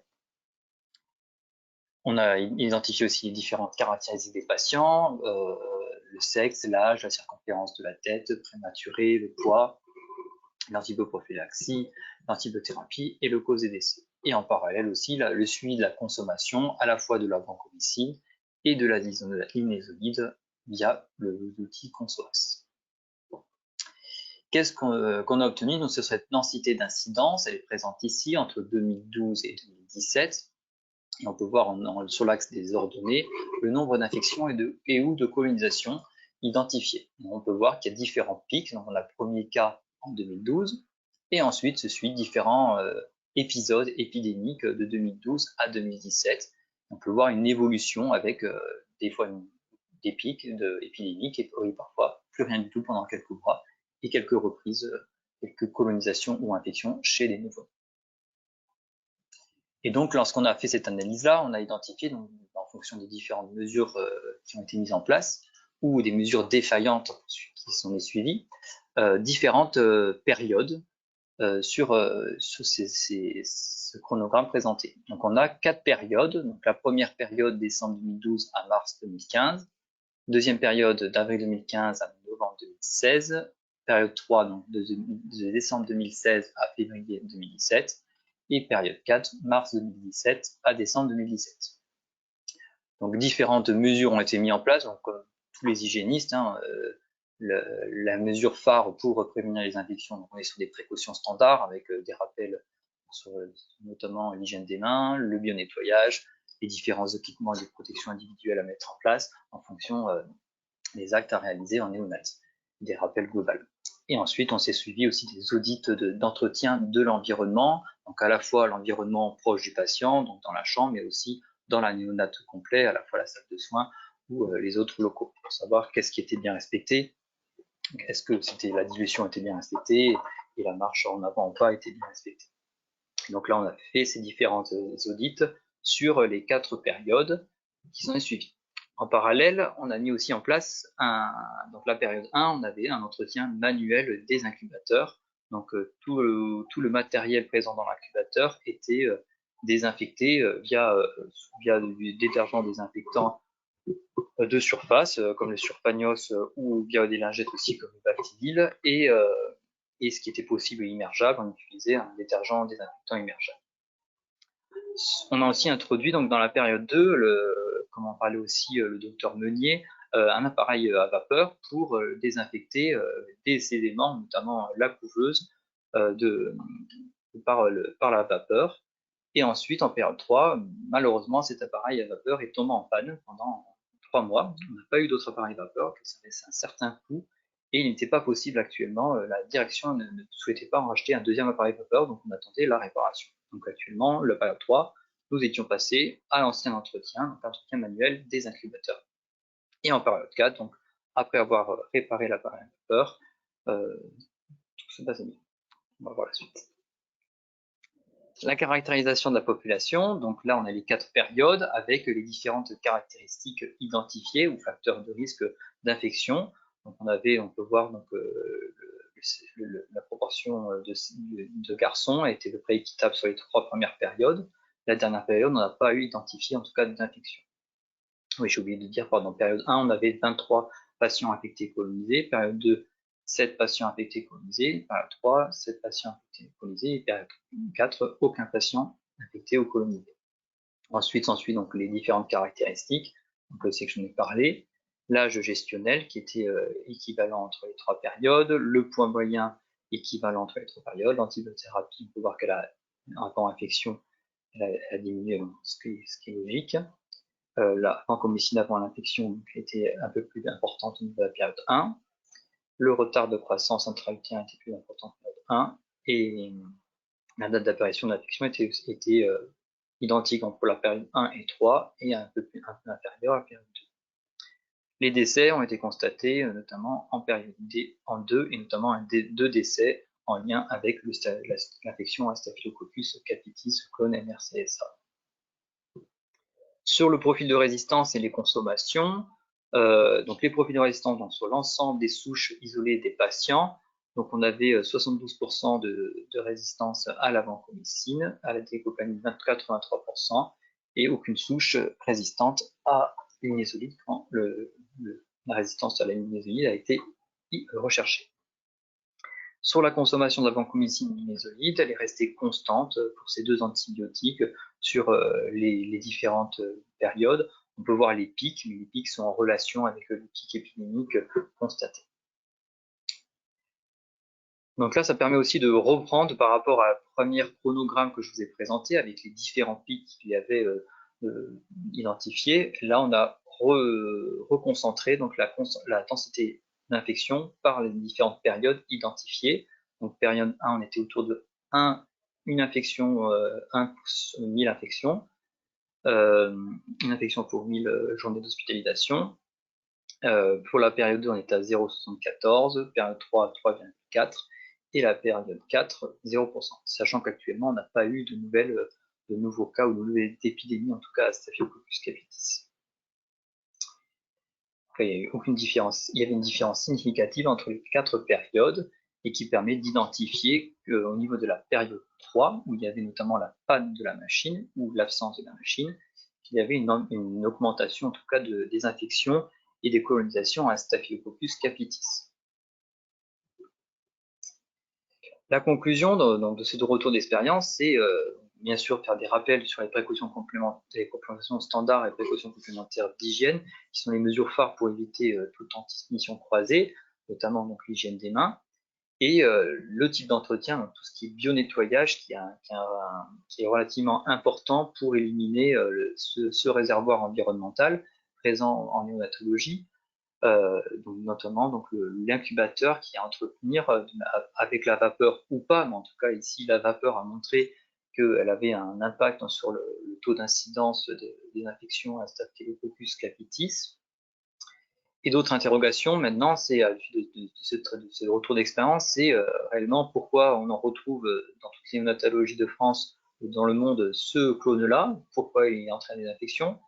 Ça, on en a répondu en partie, mais quel est vraiment le réservoir? Est-ce que c'est un réservoir environnemental? Est-ce que l'incubateur pourrait être le réservoir environnemental la cause, en tout cas, ou une des causes des infections retrouvées chez ces prématurés? Est-ce que ça pourrait être l'humain ou pas? Ou est-ce qu'il y aurait une résistance derrière aux désinfectants ou aux antiseptiques qui est en train de se mettre en place ou pas? Il y a des premiers travaux, là j'ai regardé la semaine dernière, des premiers travaux qui ont été publiés, l'équipe de Frédéric Laurent aussi, sur ce Staph capitis, ils se sont interrogés notamment sur le réservoir du Staph capitis, donc ils ont aussi dépisté donc des soignants de néonats pour savoir est-ce qu'ils seraient porteurs ou pas de ce germe. Donc la réponse c'est non, ils ne sont pas du porteur, ils n'ont pas été identifiés, il y en avait une vingtaine qui ont été échuvillonnés pour savoir si au niveau des mains ils avaient ce Staphylococcus capitis. Et au niveau de l'environnement, il y a aussi des études qui ont été faites par le Frédéric Laurent qui ont été publiées dernièrement en décembre 2022. Et là, ils ont prélevé au niveau des incubateurs avant ou après aussi vapeur. Et là, ils n'ont pas identifié stricto sensu, ils ont trouvé ce Staph capitis au niveau de l'incubateur, mais ça ne s'est pas encore tranché en tout cas sur le réservoir, le principal réservoir. Sur les résistances aux antiseptiques et aux désinfectants, il y a eu aussi des travaux de fait. Là-dessus, il y a eu encore beaucoup de questions, et même par rapport à d'autres Staphylococcus à coagulase négative comme le Staph pneumoticus, beaucoup de questions se posent sur ces résistances aux désinfectants. Sur le Staph capitis, les travaux qui ont été faits n'ont pas démontré une résistance acquise de ce clone NRCSA aux désinfectants.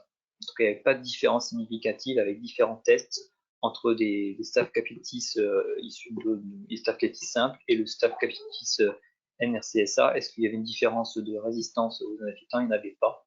Donc, on verra les travaux à venir des différentes équipes qui travaillent dessus dans le monde. Merci de votre attention.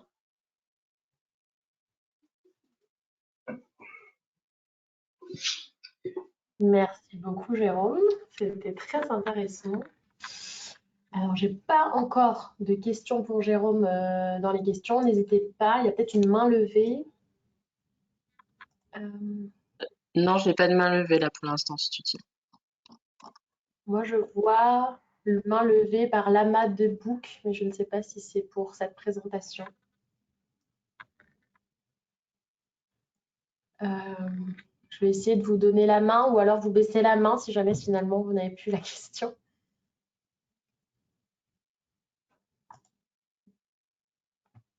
En attendant, moi j'avais une autre question. Bonjour, c'est pour Monsieur Prigent, ma question. Comment? C'est pour Monsieur Prigent. D'accord, on reviendra à la fin. On va faire d'abord les questions pour Jérôme Horry, puis on verra, on reviendra sur les autres à la fin. On vous donnera la parole à ce moment-là. Merci. Moi, j'avais une question sur le procédé de désinfection à la vapeur. Est-ce que vous aviez fait des formations particulières? Est-ce que vous avez un personnel dédié pour la désinfection des incubateurs par la vapeur? Parce que c'est pas facile en fait d'utiliser ce genre de procédé. Et comme le montrait le docteur Meunier précédemment, il y a une différence entre juste la vapeur et l'application avec la chiffonnette. Moi, personnellement, j'ai eu une malheureuse histoire d'utilisation de la vapeur de la mauvaise façon qui du coup n'était pas du tout désinfectante. Donc c'est vrai que voilà. Comment est-ce que vous avez fait pour vraiment avoir un procédé vapeur qui soit utilisé de la bonne façon? Donc le laboratoire a formé deux professionnels de santé et soignantes qui sont référentes dans ce procédé de désinfection et qui après forment les autres professionnels de santé qui utilisent ce matériel. Elles vont désinfecter, après ce que j'ai pas précisé, j'aurais pu le rajouter parce qu'il y a eu différentes questions là-dessus sur l'appareil vapeur et l'utilisation. Donc on va désinfecter que la structure en soi de l'incubateur. Tout ce qui est matériel amovible, si c'est trempable, on maintient toujours le détergent désinfectant immergeable. Et si c'est pas trempable, là on fait toujours un essuyage au détergent désinfectant. Tout ce qui est aussi, donc là ils ont été aussi formés les soignants sur tout ce qui est électronique, on l'a banni non plus, on reste sur des détergents désinfectants, comme ça à un certain coût ce matériel. Et oui, et vous avez réussi à trouver un détergent désinfectant qui soit compatible avec la néonate et efficace. On a Bactinil ou Bactinea, et on a du Surfanios utilisé aussi. On utilise Surfanios Premium. Et tout ce qui est à proximité, on utilise plus le Bactinea et à distance de l'enfant du Surfanios. Oui, quotidien au Bactinea, qui est moins agressif que le Surfanios en hebdomadaire. D'accord. Après, la vapeur, j'ai oublié de préciser, la fréquence d'utilisation de la vapeur, on ne sera pas de manière quotidienne. Ça sera que à la sortie du patient ou lorsqu'il y a des maintenances ou autre. Après, on sera de l'entretien régulier avec du détergent désinfectant. Et la vapeur, c'est uniquement entre deux patients, on utilise de la vapeur pour éliminer au mieux le réservoir ou s'il y a la présence du Staphylococcus capitis. Et vous faites une phase de détertion avant ou vous utilisez la vapeur avec la chiffonnette? La vapeur avec la chiffonnette. Pas de phase de détertion. Est-ce qu'on a une question? Mais écoute, je pense que c'était extrêmement clair parce qu'il n'y a pas d'autres questions à part les miennes pour toi, Jérôme. On a plutôt des questions un peu plus globales et je pense qu'on peut y répondre ensemble, aussi bien avec le docteur Meunier qu'avec David. Que pensez-vous de l'utilisation de différents produits pour la désinfection des surfaces hautes par rapport à la désinfection des sols?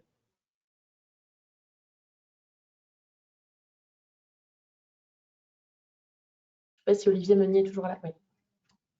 Est-ce que vous pensez qu'il est bien de dissocier ce qu'on utilise comme produit pour la désinfection des sols par rapport à la surface haute et quelle est votre expérience à ce sujet? Oui, nous, on est passé depuis quelques années au détergent seul pour le sol. Voilà, parce qu'il n'y a effectivement aucun risque infectieux à partir du sol. Et d'ailleurs, des murs et des plafonds aussi. On se bagarre pour que les ASH arrêtent de désinfecter les murs et les plafonds. Elles sont habituées, elles continuent de le faire. C'est dommage parce qu'elles se font mal aux bras et aux épaules. Donc le sol, oui, ça sera un détergent seul en attendant de généraliser la vapeur. Et puis pour les surfaces hautes, pour l'instant, c'est encore détergent désinfectant en attendant de généraliser la microfibre si on ose et les UV, si on peut.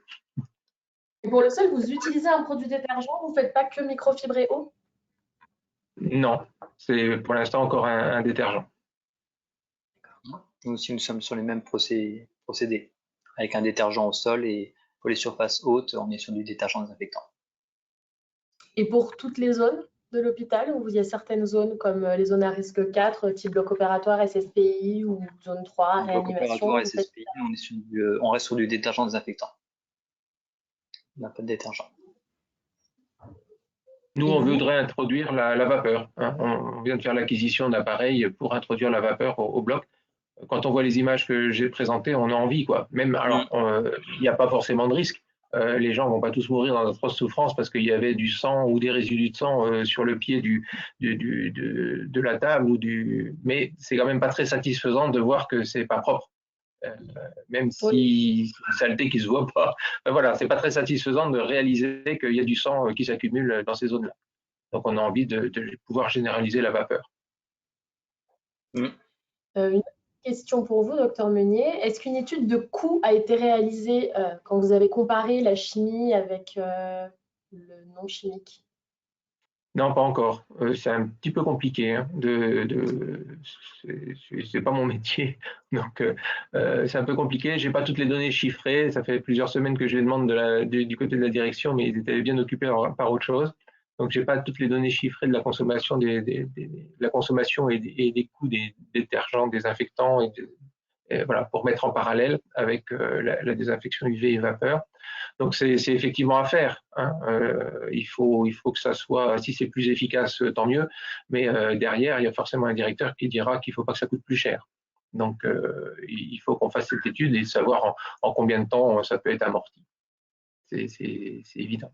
Donc, on n'en est pas encore là. Je voulais revenir sur on montre des choses, enfin, on a des résultats, mais après, c'est compliqué de mettre ça en œuvre à l'échelle d'un établissement. Il faut former, convaincre, expliquer, et on sait que ça prend beaucoup de temps. Et c'est pas gagné, quoi. Ne serait-ce que cette histoire d'arrêter de désinfecter les murs, ça fait des mois et des mois qu'on en parle, et on apprend encore que dans certains services, c'est fait. Oui, ça vaut aussi pour le chimique. Par exemple, les bacs de désinfection qui ne respectent pas la durée de conservation, etc. Là-dessus, que ce soit une méthode vapeur ou que ce soit chimique, la formation est toujours nécessaire. J'invite du coup la personne qui voulait poser la question à l'oral tout à l'heure. Je suis désolée, je ne me rappelle plus du nom. Peut peut-être relever la main et on lui donnera accès au micro. Je vois que voilà. Oui, je lui ai ouvert le micro, c'est sur Madame Lamadbouk. Oui, bonjour. En fait, je ne sais pas si c'est vraiment à Monsieur Prigent que je dois poser cette question-là. C'est le positionnement de l'utilisation du balai réservoir pour faire le bio-nettoyage du sol. Donc, vous savez, le balai réservoir dans lequel on met un détergent désinfectant et on fait le bio-nettoyage du sol, surtout au bloc opératoire. Donc, l'efficacité en fait du produit, parce qu'on vient rajouter au fur et à mesure du produit détergent désinfectant dans ce réservoir. Donc, est-ce que c'est un micro-organisme? Est-ce que il est toujours recommandé, pas recommandé? Et donc, le positionnement et l'avis de nos intervenants.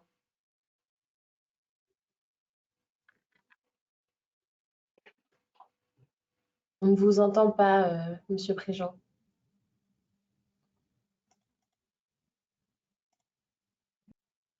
Là, ça devrait être bon.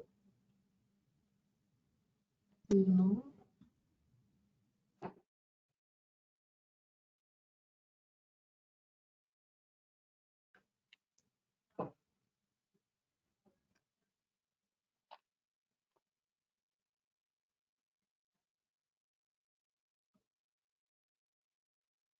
Et là, est-ce que vous Je sais pas m'entendez? si... Oui, c'est bon. Oui. C'est le problème. Vous voyez, pourtant, c'est un système simple, mais voilà.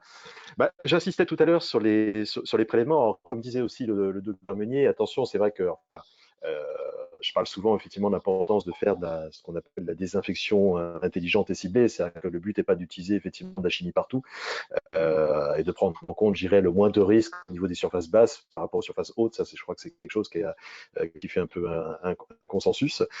Maintenant, oui, vous vouliez savoir s'il y avait un éventuel risque de contamination au niveau de vos réservoirs. Quel que soit l'appareil, forcément, dès que vous avez, surtout que là, vous êtes sur un détergent, donc oui, ça peut potentiellement être un risque de contamination. Maintenant, c'est difficile de statuer si on n'a pas fait de prélèvement. Donc, je vous invite, on en parlait tout à l'heure, hein, de l'importance du suivi, de faire des prélèvements. Et il n'y a que vos prélèvements, vos suivis, en fait, à ce niveau-là, qui pourront vous permettre d'avoir une certitude, en fait, du risque de contamination. Mais on peut que, de toute façon, vous inviter, même sur ces appareils-là, nous on le voit dans différentes industries, hein, où les appareils déjà de nettoyage ou de désinfection sont effectivement de grosses sources eux-mêmes de contamination. Et il y a depuis longtemps, ils ont mis en place des process de suivi en fait de ces équipements qui peuvent eux-mêmes être source de contamination.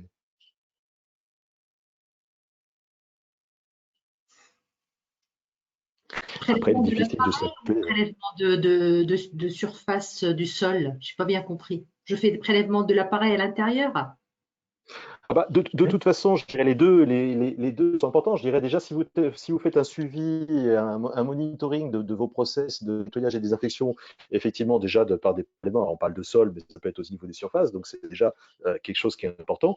Et après, c'est vos investigations. Si vous avez constaté que vous avez des soucis de contamination, oui, je vous invite de toute façon à tout investiguer si le problème ne vient pas de vos équipements, oui.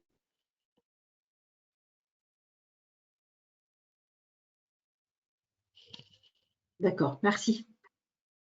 Je vous en prie. Mais c'est vrai que c'est difficile de vous répondre là, sans avoir un suivi réel, puisqu'on est sur un cas spécifique, et là, ça nécessiterait effectivement d'avoir un peu plus de prélèvements et de recherche. Non, c'était juste ma question. Le balai réservoir, est-ce que c'est recommandé ou pas? C'était ça ma question. Je ne sais pas si Moi, j'ai le réflexe. ou... Ouais, j'ai le réflexe du attention réservoir. On avait fait à une époque des prélèvements chez l'éléphant bleu, là, qui a un énorme réservoir avec son détergent pour nettoyer les voitures. On ne pouvait pas compter le nombre de bactéries alors qu'on recherchait des légionnelles éventuels dans cette eau chaude. Donc, dès que l'eau stagne quelque part, dès qu'on rajoute de l'eau dans un récipient, il est évident que c'est contaminé, très vite contaminé. Le biofilm s'installe et contamine la nouvelle solution que vous mettez. Donc, ça doit être nettoyé, démontable, nettoyé, désinfecté efficacement avant de remettre une solution neuve, à mon avis. Et on a vu, je pense que vous avez peut-être aussi fait l'expérience dans vos unités en ORL pour le rinçage des oreilles, dans vos unités dentaires pour le rinçage de je sais pas quoi. Il y a des bactéries parce qu'il y a un biofilm, il y a des tuyaux et il y a de l'eau qui stagne. Donc très vite, il y a des bactéries potentiellement pathogènes. Même Donc, s'il y a voilà, un ne serait-ce que les siphons, j'ai quand même des doutes. Oui, ça vaut aussi. Moi, j'ai eu l'expérience avec des réservoirs de couveuses. En néonate, par exemple, quand les couveuses ont des réservoirs d'eau pour diffusion, ces réservoirs-là ne sont pas forcément désinfectés de la même manière et peuvent être source en fait de contamination. Donc, même alors, il y a Madame Ferbe. Même Ah, s'il y a pardon, allez-y. même s'il y a un désinfectant à l'intérieur. Oui. Oui. Oui. Oui, ça dépend Tout à déjà fait. du désinfectant, ça dépend du point de contact, ça dépend de la concentration, ça dépend de pas mal de choses, de la stabilité de vos désinfectants, ça dépend de beaucoup, beaucoup de paramètres, oui. Et la Et puis, formation des s'il y a du biofilms a aussi une protection aussi, émet une protection auprès du détergent désinfectant, et les bactéries au plus profond du biofilm peuvent résister en tout cas à ce détergent désinfectant présent dans le réservoir. Merci beaucoup. J'ouvre le micro, Madame Ferbeuf qui avait une question. Je ne sais pas si vous nous entendez.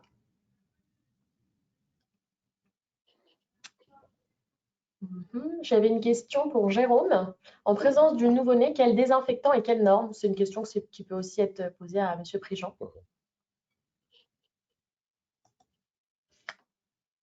Je vais laisser Jérôme répondre, puisque c'est la première personne.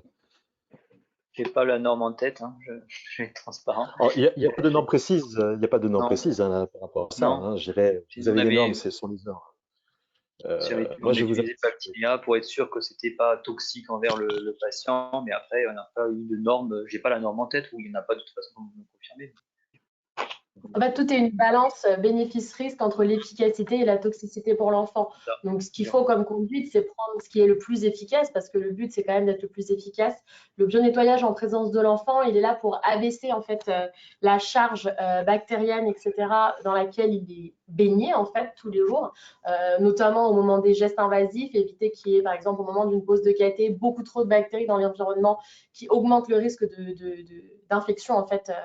Associé aux soins à ce moment-là, au moment du geste. Donc, ce nettoyage quotidien en présence de l'enfant, il est là pour abaisser la charge microbiologique dans l'environnement de l'enfant. Maintenant, comme il l'est dans la couveuse, derrière, il est important que ça ne soit pas toxique. Donc, en fait, le but, c'est de trouver un produit qui ait des essais en termes de toxicité qui démontrent que ce n'est pas toxique pour l'enfant, mais qui soit le plus efficace possible. Alors, si on n'est pas une efficacité de 100%, bah, tant pis. On a envie de dire, on va quand même pas mettre l'enfant en danger. Mais voilà, c'est essayer d'atteindre le maximum. Je ne sais pas si M. Prigent avait quelque chose à ajouter. Non, disons que c'est difficile. Moi, en tant que laboratoire, je dirais quand même d'intervenir. Donc forcément, je laisse plutôt les autres personnes intervenir dessus. Oui, c'est vrai que le faire de choix de produits qui sont réellement adaptés, c'est des services où malheureusement on voit souvent des produits standards utilisés. Et comme vous disiez, Suti, c'est vrai que c'est important de bien regarder, d'avoir des produits qui sont réellement adaptés et qui à la fois cumulent performance idéale en fonction des normes dont on a parlé et innocuité.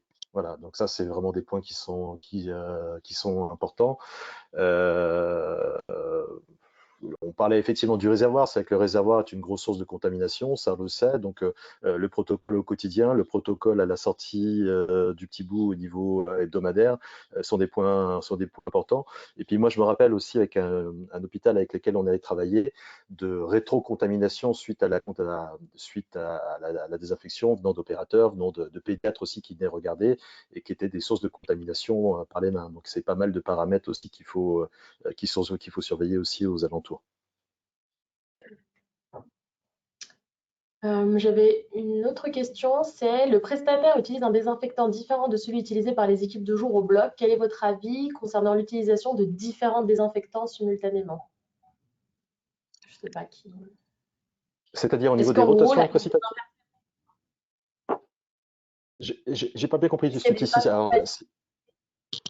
Est-ce qu'il y a des incompatibilités ou des interférences, en fait, ce que je comprends, dans le fait qu'il y ait deux équipes qui utilisent deux types de désinfectants différents pour le même environnement? Alors oui, on peut très bien se retrouver avec des problèmes de compatibilité ou d'interférence entre le produit. De toute façon, au niveau des procédures, si vous devez faire modifier ou mélanger certains produits, passez par une phase de rinçage. Ça, c'est quelque chose qui est important. Après, sur les rotations de principes actifs, on en a parlé tout à l'heure, moi je suis loin d'être contre, hein. C'est une évidence. Voilà, donc effectivement, c'est vrai que si vous êtes amené à mélanger les produits, par contre, attention à ça. Même un détergent, hein, ça on le sait, un détergent qui va être mal rincé, qui va être différent, peut inhiber en fait votre phase de désinfection. Et il en est de même effectivement sur différents mélanges de produits, hein, sur des produits à base sur des bases, sur des produits acides, sur des risques chimiques aussi à pas oublier, hein, vous le savez, hein, si on passe sur un acide, on parlait de la Javel tout à l'heure, bon, il peut y avoir quelques problématiques aussi à ce niveau-là.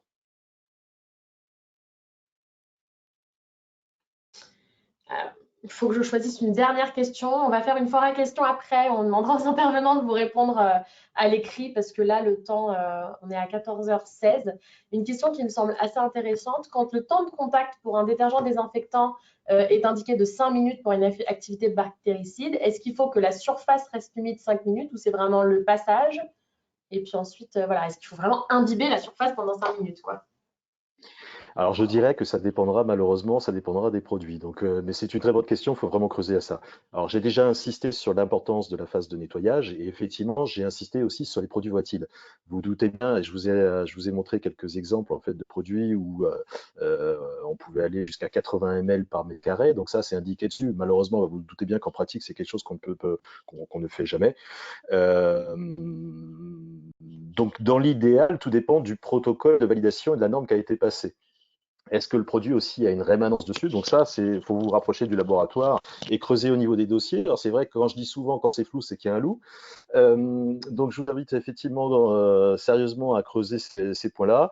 Quelles sont les validations, les conditions de passation au niveau des normes? Est-ce que mon produit volatile est volatile ou pas? Et déjà, vous aurez une bonne partie de la réponse à votre question. Bon, je pense qu'on va s'arrêter là. Je suis désolée. Le temps a filé. Je vous remercie tous les trois infiniment pour votre participation et vos topos qui étaient vraiment très intéressants. Ce qu'on en retient, c'est que finalement, il ne faut pas rester bloqué sur peut-être les alternatives chimiques, qu'il faut essayer de s'adapter selon le risque et l'environnement.